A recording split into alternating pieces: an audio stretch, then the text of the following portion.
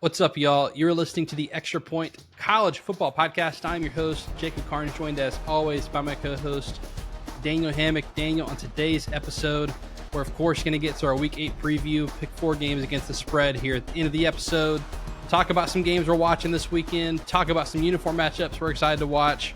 We're also here at the top going to review Week 7, talk about one thing we learned this week in the first part. We were at the Kennesaw State versus Louisiana Tech game. We'll cover that. Some Georgia-Auburn, maybe some officiating. Excited to hear what you got on that, Daniel. And the 2 questions we have moving forward, we're going to talk some coaching carousel moves happening. Of course, James Franklin being the biggest name being fired, as well as what's going on at Penn State, Indiana, our XPR update, a loaded episode today. Daniel, how you doing? You ready to dive into our Week 8 preview? Dude, so good. Glad to be here. It just keeps getting better, and I wish we waited one more week to do our playoff previews because I feel like mine are already busted. But it is what it is, you know. Those graphics are out there. Shout out Ben. But yeah, I've already got egg on my face after. If I'd have just waited one more week, I'd have probably been able to. I don't know, mitigate a disaster. But we're here. We're here though. You're right. All right. First quarter, one thing we learned, Daniel. What's one thing you learned this weekend? Yeah, talking about the Deep South's oldest rivalry, Georgia-Auburn. This game has been spun and spun and spun through all different car wash, of different, ESPN shows and every talking head on Twitter. Everybody has made their points about this. Everybody's got an opinion. It is what it is, okay, great. That was, was this a fumble? Did it change the game? Was the officiating in fact bad? Was the ball out? Should a timeout have been called? Did it matter? Yada, yada, yada. All these different things. The one thing I learned is winning is more attitude and demeanor than skills and scheme. So I would say that Georgia, and specifically talking about this Georgia and Auburn game, Georgia has DNA traits of composure and different things like that. Looking at, how Kirby Smart runs his team, his organization, they preach these things all the time. If you hear him talk in his practice clips, he's talking about, like, are you a hands up guy? Like, are you blaming other people? Or are you like a head down guy? Like, you focused? Like, that's, he like keeps it real. You control what you can control, all of those kinds of cliches, but he's built it so strong into the DNA of his team that, like, I mean, Jacob, we've seen this team on the ropes multiple times and they just never quit. They never quit. They're always in the game. The Alabama game, they got punched in the mouth. They came back, made it close, could have and potentially should have won that game. The Tennessee game, get way down, come all the way back. And then this Auburn game, they get down, and then it seems like everything's stacked against them. Everything's leaning on them. And then they get a break. They get some life. They just don't flinch, and they go right down the field, and they, followed up with a masterclass in the second half. Conversely, going into halftime, Hugh Freeze, very much rattled. I don't blame him. I mean, that's like a lot has happened in the last, it was a 2 minutes of the ball game. I think took, 39 minutes of real time. That's crazy. Nuts. That's insane. Nuts. That never happens. The amount of reviews that went on, stuff that didn't seem like it needed to be reviewed was reviewed. You had penalties. Penalties are part of the game, especially for Auburn, because they lead the nation in penalties. This wasn't new necessarily. Yeah, it's been every week. Yeah. Yeah. So if I would, my antenna ears would be more up if it was like, they 0-0-1, 0-0 against Georgia. They had 10 penalties. No, they've had 10 penalties every week. So all of that to be said, is very clear. You hear the frustration in Hugh Freeze's voice, and I can hear him restraining himself, but then he kind of just lets it go and just gives into it right there at the end of that interview, if you go back and listen to it. And I just feel like you saw the demeanor change. It wasn't so much even just the first half, like right there, right before halftime, where, obviously they gave up that, long drive from the half-yard line for Georgia, where they had to go down and had a chance at a touchdown but got a field goal. Their demeanor wasn't it was different, but it wasn't like we lost. It was in the second half when Georgia came out and went down the field and They kind of battled around. I just don't know. Like Auburn has a championship level defense, at least a high end defense. And, usually even with a mildly competent offense, you can turn that into a winner. It just seems like not just this game, but other games they've let their, I don't know if you call it mental toughness or lack thereof, get the best of them. But that's something that they could definitely, work on as an organization. And I think that it would grow them by leaps and bounds. That would be the strongest growth you could see. But you just see the tale of two halves in that game.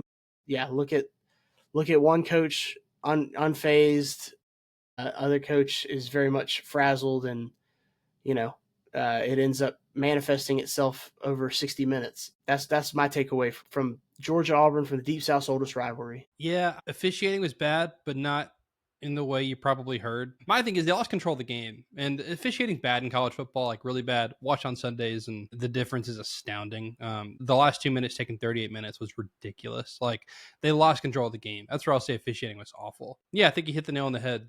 I think Georgia takes the demeanor of their head coach. More on that later as we pick Georgia-Ole Miss later. Daniel, you and I were at Kennesaw State on Thursday night to watch them take on Louisiana Tech. As we stood in the field, as the teams came out, Daniel, I'm like, LA Tech's kind of the class of CUSA. They just had bigger bodies, and we watched the first drive, and they kind of pushed their weight on the field, ran the ball really well. Quarterback ends up going out of the game. From that point forward, Daniel, Kennesaw State dominated the game. And my one thing I learned is that the Kennesaw State was right to move on from Brian Bohannon, and they found a legit coach in Jerry Mack. I think that you graduated from KSU. I went there for a couple of years. Our buddy Hunter went to KSU. We're in the KSU circle. We all questioned moving up to FBS when they did.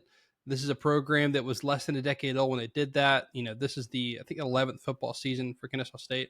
Of course, they're a huge university, and they have the student body to be an FBS program.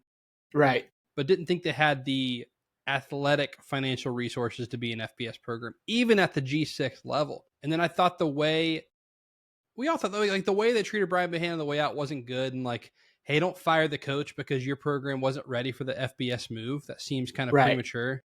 Yep. And Jerry Mack comes in, man. They were a 5.5 point underdog at home. They dominated the game. They won 35-7.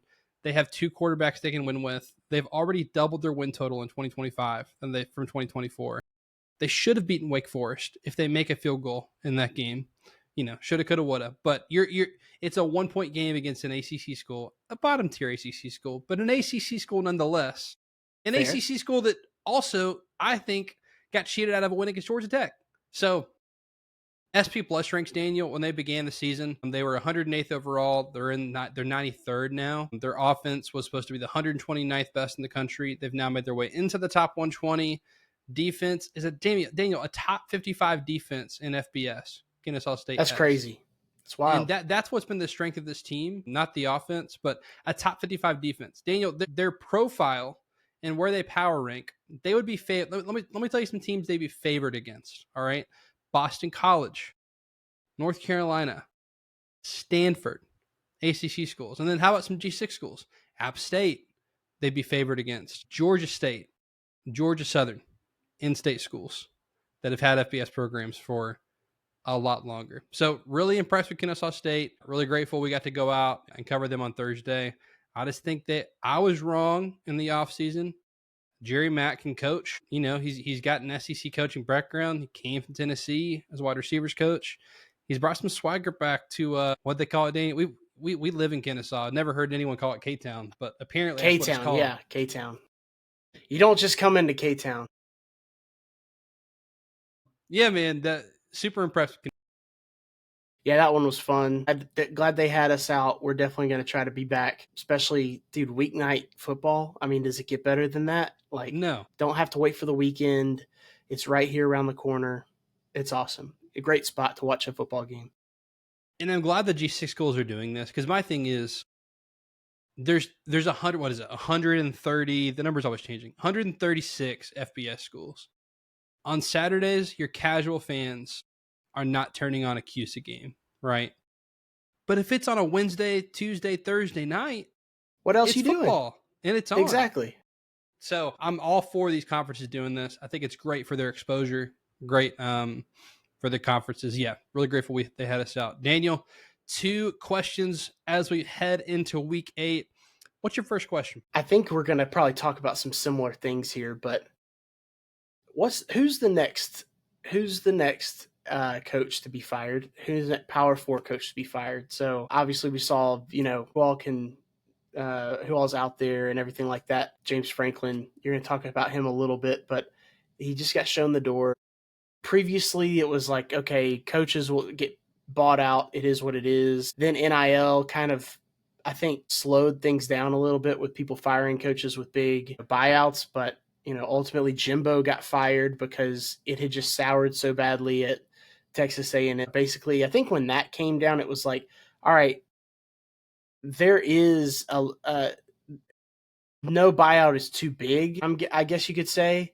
It just has to be the right situation. So with that, I just threw a couple names out there. Obviously, Billy Napier is a hot topic a lot of times. I put Hugh Freeze just for the sheer fact of this past weekend. And, it's this kind of stuff always starts to fester at Auburn. Mike Norvell, another loss, and just not, a 13-1 year is getting really far in the rearview mirror. And, you start lumping together everything that before the build up for him to get to that 13-1 year, and then obviously throw in last year's monstrosity. He's got to do some winning down the stretch to right some wrongs. That Napier Norvell might be playing for their jobs if everything lines up, at the end of the year, Florida versus Florida State. So we'll see. But just curious if there's a coach out there that, Franklin wasn't even on my radar, but I also didn't see them losing to UCLA and Northwestern back-to-back weeks. So it is what it is. I pulled up an article here, Daniel, to answer your question.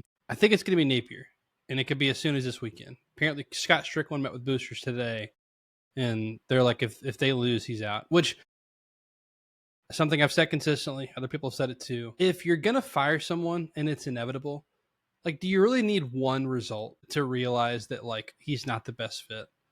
Is losing to Mississippi State really going to be you know what?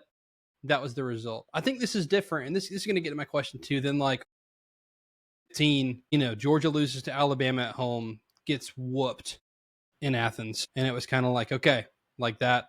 Georgia looked in the mirror and realized Mark Richt's never going to get it done. It's been 15 years now. It's not been 15 years of Billy Napier, but yeah, I think it's probably Napier's the next coach, but I think it's going to be a crazy coaching cycle because Hugh Freeze could.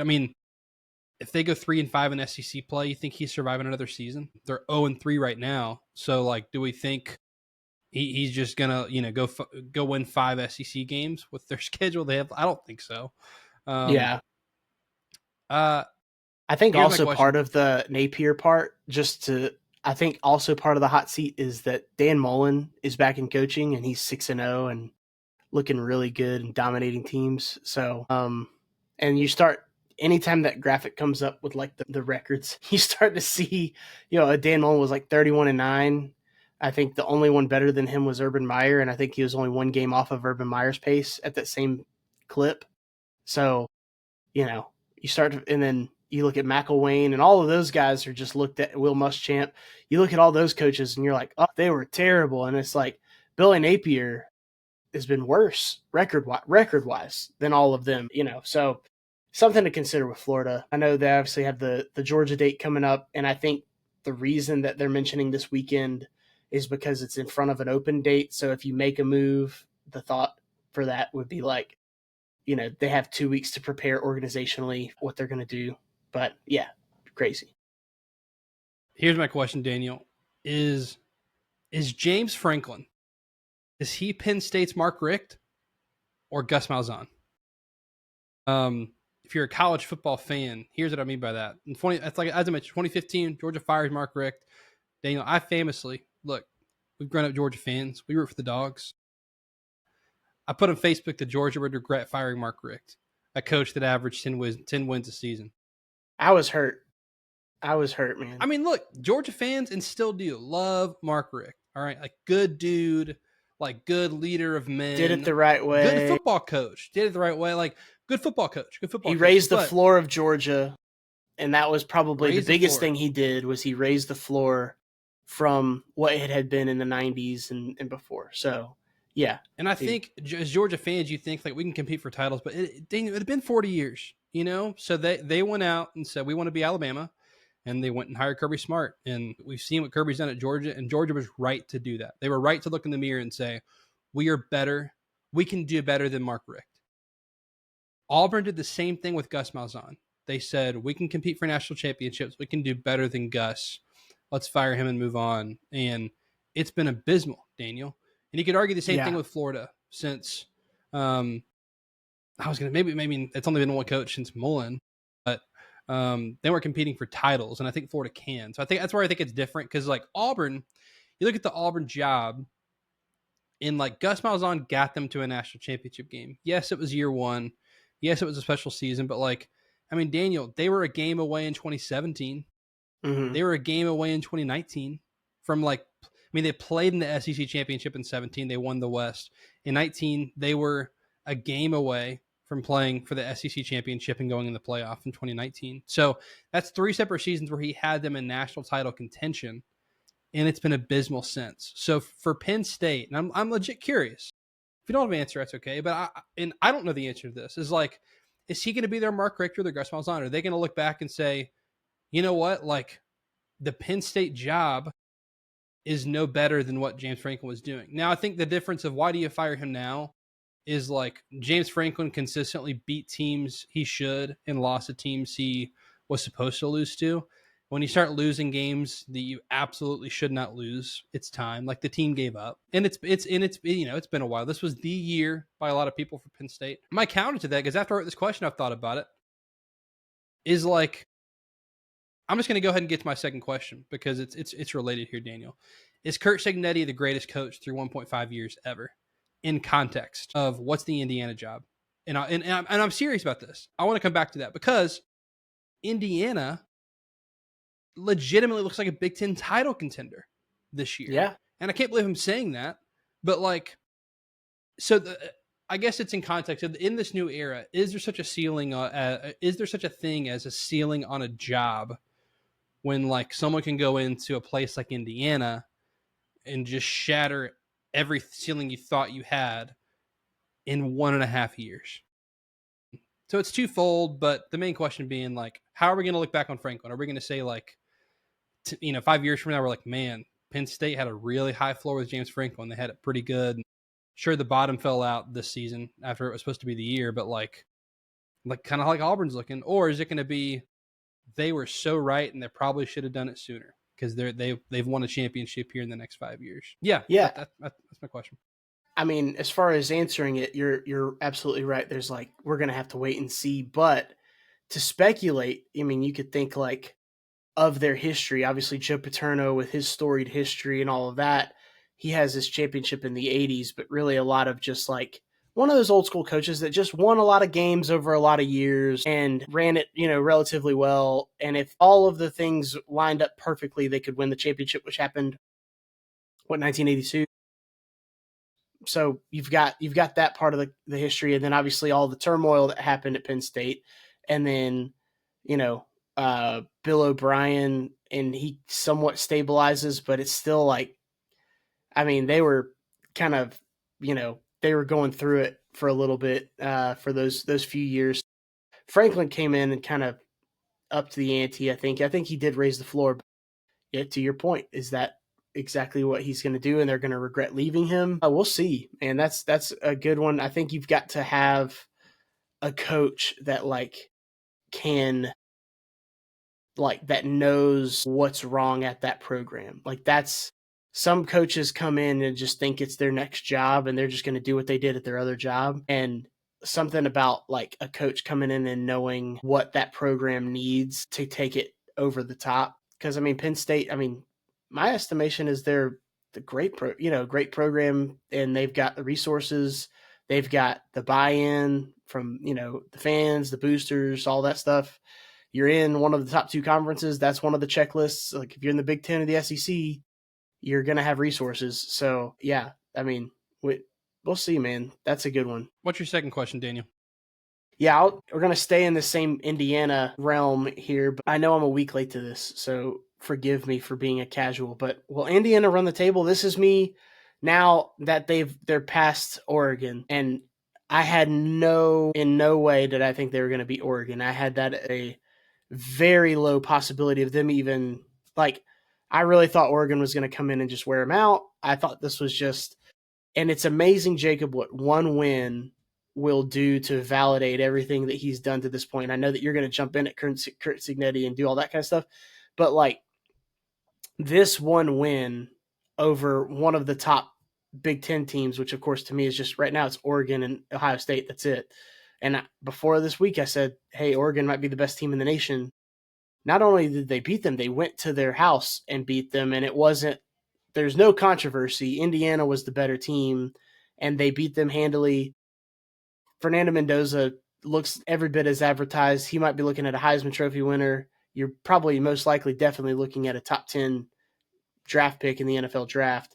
So I'm sitting here thinking like why, how did Curt Cignetti take this long to like land on our radar officially? But, last year woke us up and we're like, okay, well, maybe it was just schedule related. This year, so far it seemed schedule related, but I was at least wary with how they took Illinois to the woodshed. But again, it's still just Illinois. It was not in this game. It just it almost like removed the scales from my eyes. I could finally see, like, there's not a team left on the schedule that they can't beat. Obviously, they don't play Ohio State, so they could just run right to the, and the way they're playing, dude, Ohio State better count their days, man. This is big time, man. They're not scared of anybody, is what I'm saying. They went in that game, Oregon, and you could have been, gone timid and been tight and scared. They went in and just went right after them. And, dude, it showed the demeanor. We talked about the demeanor of your head coach. Curt Cignetti's not scared of anybody. So big time win, man. Big time win. They're going to be favored in every game. I'm using our good friend Kelly Ford, his projections for the season. Their lowest win percentage is at Penn State, and it's a 68% win percentage projected for that game. The rest of those for the rest of the schedule is 97, 96, 90, 68, 96, 97. Yeah, I think they're going to be undefeated going to the Big Ten Championship. It's hard to predict undefeated, but we're already halfway through, so why not? Really, really impressive from Indiana. Yeah, my second question, I'll go more into it, but is Curt Cignetti the greatest coach through 1.5 years ever? Indiana has their highest AP ranking ever. Daniel, I'm just going to show you their top 10 seasons by win percentage in Indiana football history, all right? It's not over yet, but through 2025, because undefeated. Then you have to go to 1945 is next. 1910 is after that. 05 is fourth. 2024 is fifth. So of their top 5 winningest seasons ever, 2 of those are Curt Cignetti, and the other 3 are pre-World War II. And 2 of them are pre-World War I. So my question is and it's a legitimate question, is if you look at what the job is and someone taking over, I think it's hard to put in perspective how good of a job he's done at Indiana to take them from, bottom feeder Big Ten program. You're just you're using Indiana to chalk up wins as you're going through schedules. We're doing over under win totals and we're just yep, thankfully they've got Indiana, so that's a guaranteed win. For even schools even schools like Illinois a couple years ago, you're yeah, that's a should win. Chalk that up as a win for a school like Illinois. He's done an unbelievable job. They've made it into the AP ranking highest ever. He's starting to get some love, but I definitely doubted him. I doubted Indiana, Curt Cignetti. I thought that Indiana, because this happened last year, they run it up on bad teams, and they're a good football team, so they can do that. They run it up, make their stat profile look good. They go on the road to Ohio State last year and get clobbered, just taken to the woodshed. That's what I assumed would happen against Oregon. I do some picks on the side, pick straight up 10 games of the week, rank them in confidence points. Went 9-1 last week. I lost overall to the under 16 guys that do picks because I put Oregon as my 9 confidence pick last week. I was confident they were going to take Indiana to the woodshed, and I mean, Indiana just beat him handedly. Like, it wasn't even like, I think the score was a little bit closer than the game was, man. Yeah, Curt Cignetti, all the respect in the world. Yes, he runs his mouth. But, man, I'm cool if you run your mouth if you got a good play on Saturday, and they backed it up. Yeah, I think Indiana's going undefeated, at least heading into the Big Ten championship. And I'll probably be dumb and pick Ohio State. Maybe it's not dumb, but Curt Cignetti's fine with that. He'll take the doubters and move on. Yeah, I'm glad you brought up Indiana too. Daniel, we head to halftime. We've got our updated XPR. I'm looking at it now. I do want to highlight something with our XPR. So a great follow on Twitter if you don't is BCS Know-How. I think it's at BCS Know-How. So they still use the old BCS computers to try to put out like a BCS ranking as if like this is what the BCS would look like today, which is the goal of ours. So I do want to show the RXPR, which I'll highlight the top 5. And if you're watching on YouTube, you can see it on screen, or if you're watching on Spotify. Now, if you're listening on Apple Podcasts, make sure to follow us at the Extra Point Pod on Instagram, or at Deep South Daniel on Twitter, or at Jacob Carnes with a K on Twitter. That top 5 is Ohio State, Indiana, Texas A&M, and Miami, and Alabama. We would have the same top 4 as the BCS. A few differences between that BCS know-how model and ours. We are lower on BYU. They have BYU all the way at 13. We are higher on Oklahoma. We've got Oklahoma up at 10, and they've got Oklahoma up at 15. Largely the same, which I take as a win because our goal is to make this very BCS-like. Any big takeaways from our XPR for week 8? Yeah, I mean, Ole Miss takes a drop. Not losing a game, but not looking super impressive in their win. That would be back in the day with your watching the BCS. You'd see a team just drop after losing or after winning a game, and people would be like, well, "This doesn't make any sense. They just won." It's how you beat people. And there's, back then the famous words were style points. So it was always style points that everybody talked about. So yeah. Did you have style points in your win? And, I would say Ole Miss didn't have any style points in this win, but they got the W. And, for their sake, they're going to rely on human beings who probably didn't watch that game to make their selection. So they're all good. Yeah, what's better? Computers that didn't watch the game but know every side of the game, or human beings who don't know a lick about football, who watch the game, I say in quotes, and select the best teams? I'll take the cold hard computers every day. Yeah, it's such a sterile environment that it seems like they watch the game into. Like, they're not having any joy. Like, they're not screaming at the TV. This stinks. They're like, when is that Cheez-It commercial going to come back on? My gosh, I need a break. God, can someone please bring back that Megan Trainor State Farm commercial? They're begging for that. They're like, this football is boring. That commercial's awful. All right. Third quarter, we're picking 4 games against the spread. What are 3 games we're not picking that we've got our eye on this weekend? Yeah, I mean, going through the list, I think there's 3 obvious ones. One of the games we're not picking is, I'll just go in order of what I have. So Duke hosting Georgia Tech. I think that one's a big one because Georgia Tech's undefeated and Duke is favored in this game. Duke's at home. They're 4-2. They're favored by 1.5. So really right there at an even line, a pick 'em basically. But Duke, they've had some games where they've looked, strong. They've had some games where they've, been, outmatched. I think that Georgia Tech, if I was picking one game outside of the Georgia game at the end of the year for Georgia Tech, if I was picking one game in the ACC left that gives them the most trouble, this is the game I would pick. So if Tech makes it through this one, I feel pretty strongly that they can make it through the ACC unscathed. Sleepy noon kickoff, just one that might lull you to sleep just enough. Probably not the most exciting atmosphere to play in either, so we'll see. But Georgia Tech visiting Duke. Duke is favored. Second one is one that I think that was right there on the cutting room floor for us, which is the Holy War. I don't know why it's called that. I'm just kidding. But BYU versus Utah. Utah is favored on the road, 3.5. This one would be interesting, man. I think this is the first ranked. Both teams are ranked for the Holy War, I believe, since 1990. The year may be off, but I remember seeing, I think it's 1990. So it's been a while since both teams were ranked by the time they met. So forgive me for fans of both of these teams. I don't know. I feel like they normally play earlier in the year, at least by my memory. So I don't know if this game has moved different times and so if that's affected when teams are ranked. But the fact that they're both this far into the season and both ranked, that means, they're both having pretty good seasons. So excited for that one. The other one, man, Auburn hosting Mizzou. Two teams that lost, if you want to call it heartbreaking fashion, just games that they were playing a team that's, traditionally and, better than and everything, that the other team is favored, and they were both at home and they both, got to a final, I don't know if you say just final possession, but in general, like in Mizzou got to the final possession against Alabama, and Auburn was in the game all the way until Georgia punched that last one in.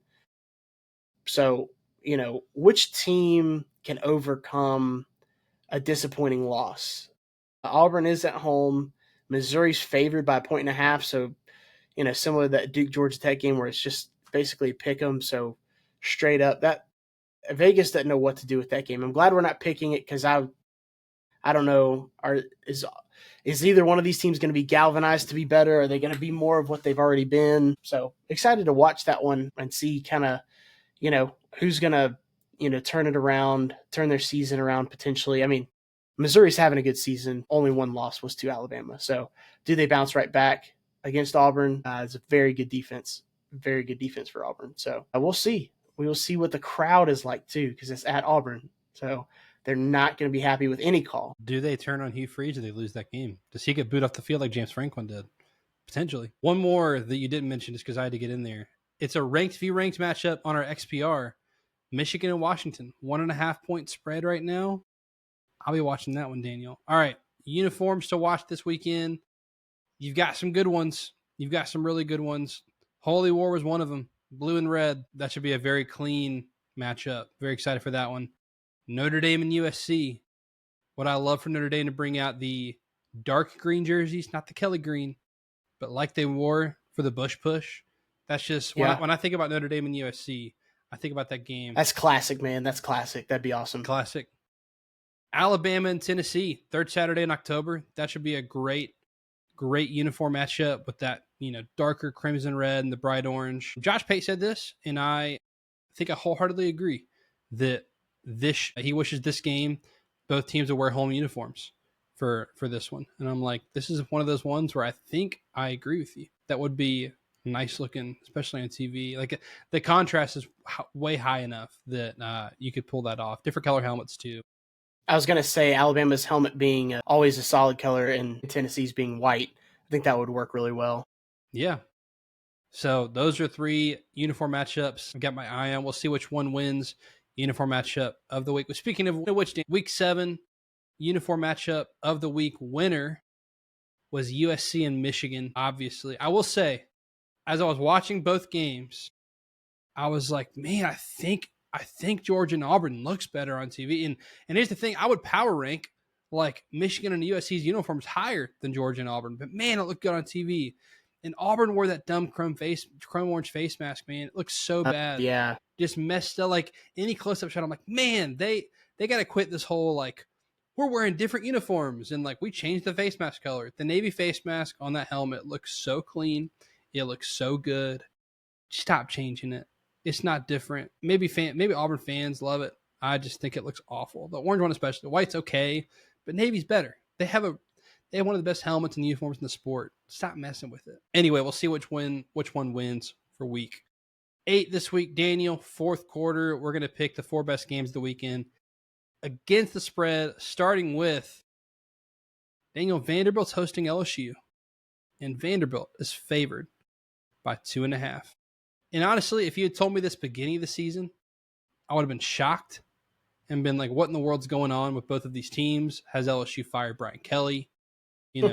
Vanderbilt, but honestly, I saw the line and I was like, yeah, that seems about right, honestly. Like, if you've been watching Vanderbilt this year and paying attention to their stat profile, they're just a good football team, Daniel. They're just a good football team.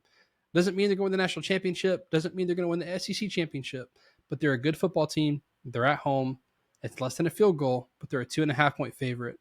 Who do you like in this game in Nashville? Yeah, this one, man, Vanderbilt has, I think, woken up a lot of the haters. And when they went on the road to play against Alabama and they had a lead against Alabama for a little bit and they just didn't wilt, Alabama beat them. But that was something I think most of the country kind of realized at that point, because that's probably one of the first times they actually watched. But yeah, Vanderbilt's good. They power rate really good.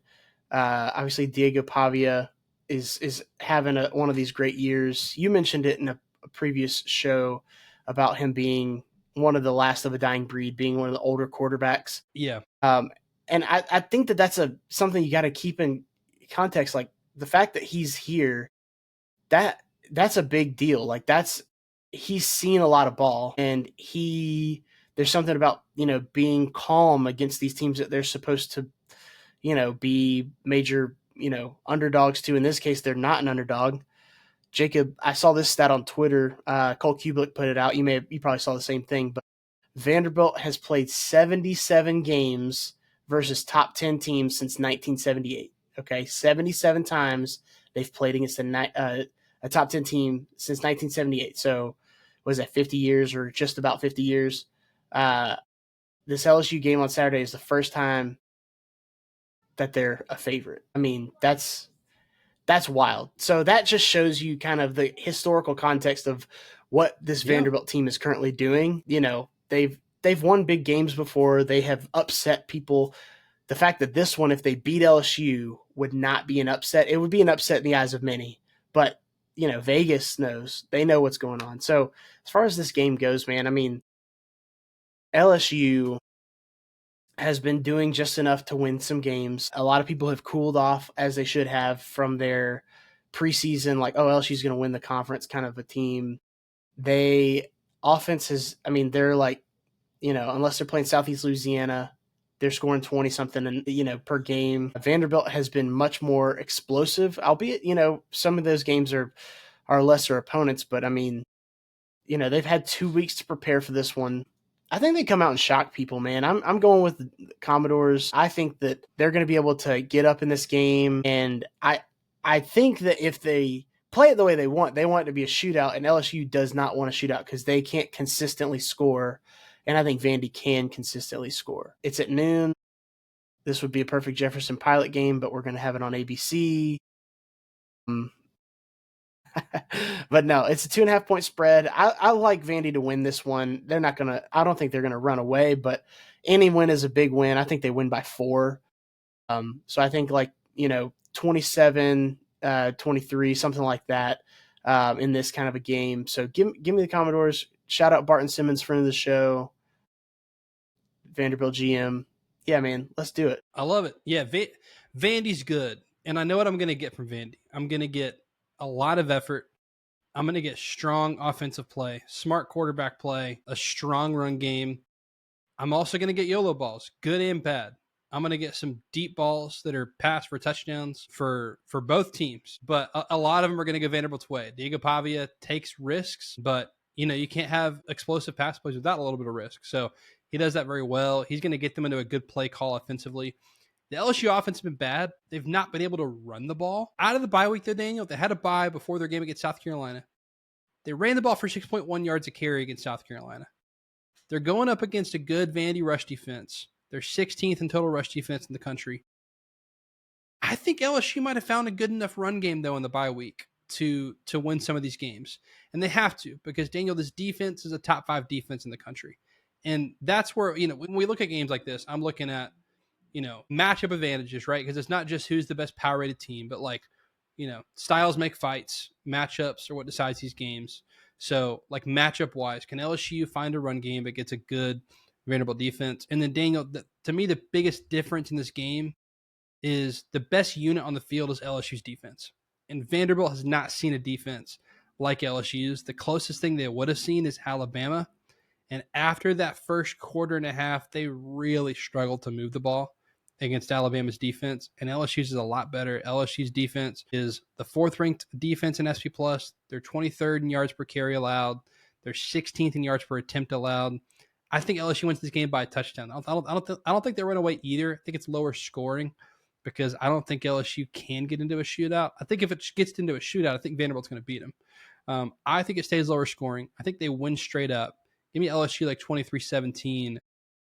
So I'll take the points. LSU plus 2.5. If you had told me in the preseason, hey, I'm going to give you points, LSU versus Vanderbilt, I think you're like, where do I sign up?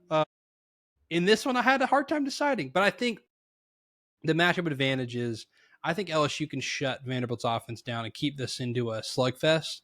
And if it's in a slugfest, I like LSU over 4 quarters against Vanderbilt. So give me the Tigers in Nashville. Daniel, 3:30 ABC right after that game.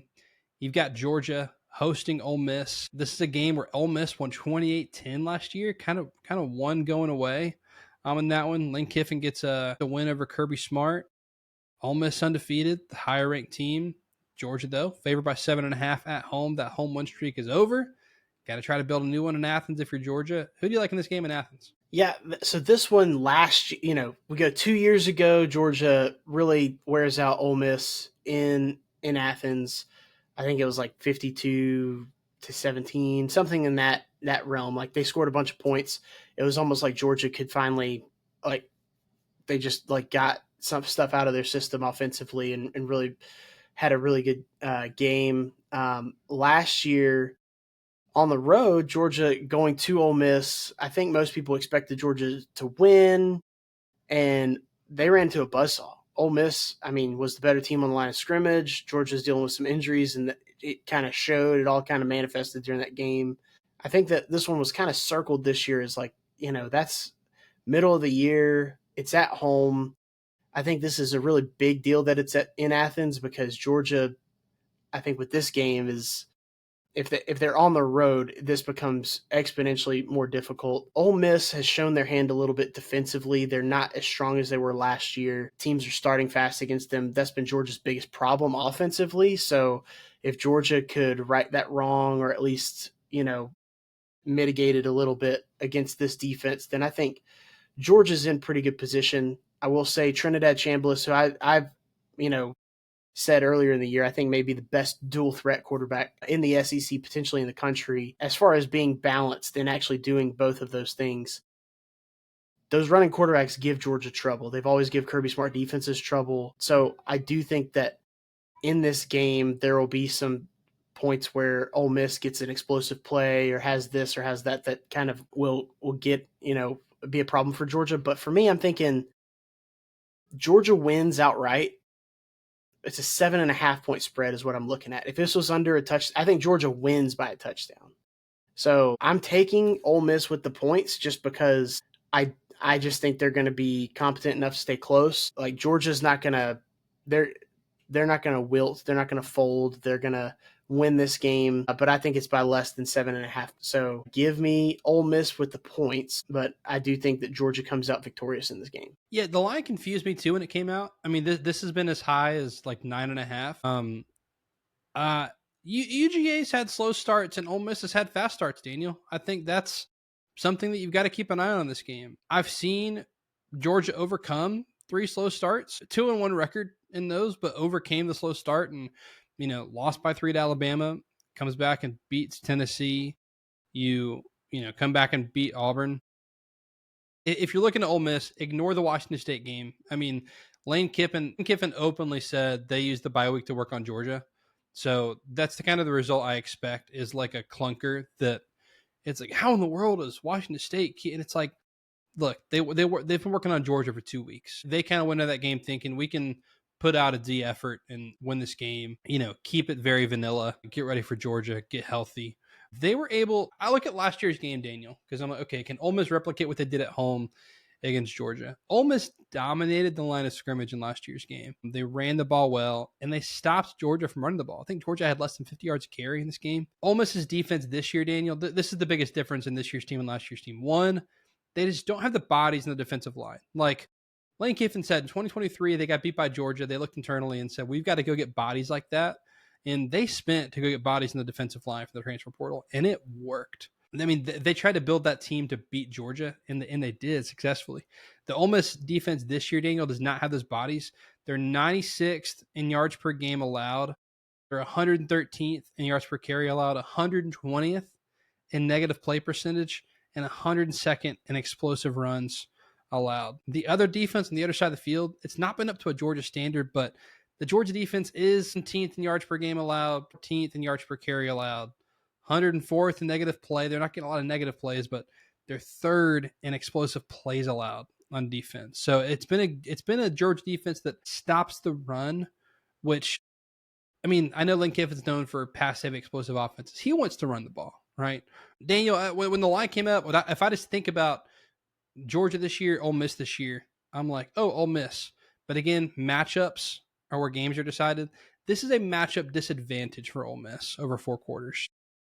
It's 7.5 points. Daniel, I need to see Georgia start fast before I believe it, because Ole Miss can absolutely jump out to a 17-0 lead in this game. I still think Georgia wins over 4 quarters because of the matchup disadvantage, but I'm going to take Ole Miss in the points. I think it's a 27-20 Georgia win. Georgia has the ability to pull away in this game because of the matchup disadvantage. I'm just going to need to see it to believe it. Like, they've started so slow in every SEC game this year. They get a turnover against Kentucky, or they could have scored 14 points early. Kentucky could have against Georgia. I'm going to need to see it, even at home, before I lay the points with Georgia here. Give me Ole Miss plus the points. I do think Georgia wins. I'll middle it. It is the third Saturday in October on Saturday, Daniel, which means we've got Alabama and Tennessee in Tuscaloosa. Tennessee has won 2 of the last 3, but those were in Knoxville when they won those games. Alabama lost last year in Knoxville, beat them at home in 2023. It became DeBoer's second game against Josh Heupel and the Volunteers. Tennessee, a bye week the week before last. Kind of a whatever performance last week. Alabama has had 3 straight games in the row, or 3 straight games against ranked teams. This will be the 4th, Daniel. What do you think about this game in Tuscaloosa and this great SEC rivalry? Yeah, I mean, as far as the game itself, I do think, I think Alabama's going to win. I'm just going to come right out and say that part. But man, that's my initial gut reaction. Alabama is going to win. But the more I look at like Tennessee and this offense, and they've got some defensive guy, like if this was in Neyland, I think that I would just outright, my gut would be that Tennessee is going to win. So I really think this one's all about home field, which is why I would lean Alabama. But even with that being said, it's a 8.5 point spread. I just don't see Alabama being able to get away from Tennessee that far. I think that Tennessee might lead in this game. I think that Tennessee could win this game. It's just history has shown us that it's in Bryant-Denny Stadium. So, they're going to, lose there. And the only recent wins have been in Neyland. But I don't know, man. Is Tennessee better than they've been recently? Obviously, they have a common opponent. They both played Georgia. Alabama beat Georgia, Tennessee lost to Georgia, but both of those were 3-point games. And, it's all about matchups. Transitive property doesn't always work. So, especially college football, man. But I think Joey Aguilar has kind of unlocked this offense potential back to like what they had when Hendon Hooker was running it, where he's accurate in the ways that Heupel needs him to be accurate, where, and I mean this with respect, like underthrowing balls is like a good thing in the Heupel offense, because you're going to get big plays because your receivers are looking back for the ball. Defensive backs are falling down or committing penalties. And, he's not like egregiously underthrowing where 4 guys are coming up. He's like giving his guy a chance. When I say underthrow, I mean, he's putting the ball in the air and it's not an overthrow. Nico was very regularly making overthrows, and, Joe Milton was known for his overthrows. So this has really been the first time since that time with Hendon Hooker that they, I think, have a chance to be special and, to make Alabama beat them. I don't think Alabama gets out of this game without having to score at least 30 to win this game. And I think you're probably looking at, like a 35-31 kind of a game. So I'm just taking the points just because I do think it's going to be a shootout. I think it's going to be high scoring. My gut is that Alabama ultimately finds a way to win this one because of the location of the game, and I think both teams are good. So I don't think this one's a slam dunk like some people have made it seem, just because it's Bryant-Denny Stadium, and I don't think Alabama's going to blow them out. It's not gone are those years, I think, or at least this season. I feel like Tennessee's staying close with Alabama, has a chance to win at the end, but regardless. Give me the 8 points, 8.5. I'll take that hook too. 8.5 with the Vols. Alabama looks like a national championship contender. They've got 3 straight wins over ranked opponents, 2 of those on the road. Really impressive.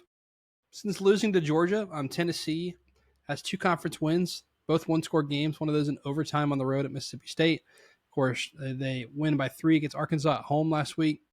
How much time did they spend the bye week working on Alabama? That's my question. Like, did they think, like, hey, similar to Ole Miss and Wazoo, like, we can take care of Arkansas, don't care about the score, don't care about style points, let's prep for Bama? Did they do that during the bye week? Because I look at the situational football, Daniel. Again, this is Bama's 4th straight game against a ranked opponent. Alabama's offense does not run the ball well, and they've got slow pace, even though they haven't run the ball well.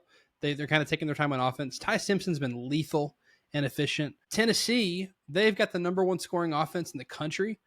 You've got the number 104 scoring defense in the country. I think Ty Simpson's going to light Tennessee's defense up. Alabama is something I've talked about them consistently. They've proven they don't need to run the ball to win. They don't need to run the ball to win. Now, Jam Miller still in concussion protocol. Don't know if he's playing. So I think Alabama, obviously they want to find a run game to accomplish everything they need to this season. And I think Miller, when healthy, has been opening that up slowly but surely since he's come back. I think this is a high-scoring game. I think that the Tennessee defense needs to make this interesting to have a chance. And I think they can, because I think the Tennessee offense can go score for score with Alabama. I think it's a high-scoring game.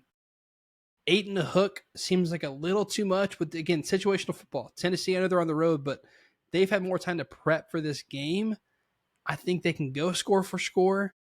Give me Tennessee in the points. I think Alabama wins by a touchdown. Alabama can absolutely cover in this game. A little bit nervous picking it, but this seems like a 41-34 Alabama win, where Tennessee is able to move the ball. Alabama's able to move the ball at will, and Alabama gets enough stops to win this game. But again, when it's your 4th game against a ranked opponent, again, you're not looking for style points. I think Tennessee can keep it close. Alabama's just trying to win, move on. Their bye week coming up in a couple weeks. Dude, and the thing is, like, it's the same. We've seen it with Georgia already. But, like, the gap between the top teams in the SEC and the second tier does not exist anymore. I think there's, like we talked about a couple weeks ago on the pod, like, there's like 8 or 10 teams that are within 3 points of each other in the SEC. Like, the SEC's become what the Big 12 was, and the Big 12's kind of become what the SEC was, and that they've kind of got one dominant team and then a bunch of, okay teams. The SEC's just got one large tier 2. It's kind of what it seems like this year. So I think 8.5 points just seems like a lot for teams. I don't think there's a lot of separation over. So give me the Vols plus the points in this one, but I do think Alabama wins in Tuscaloosa. We end the night, Daniel. Notre Dame-USC. I wish we were playing this game in ankle-high grass. Natural grass, like Notre Dame Stadium used to have. Unfortunately, we're playing this game on field turf. Notre Dame, a 9.5-point favorite. They lost the first 2 games of the season by a combined 4 points.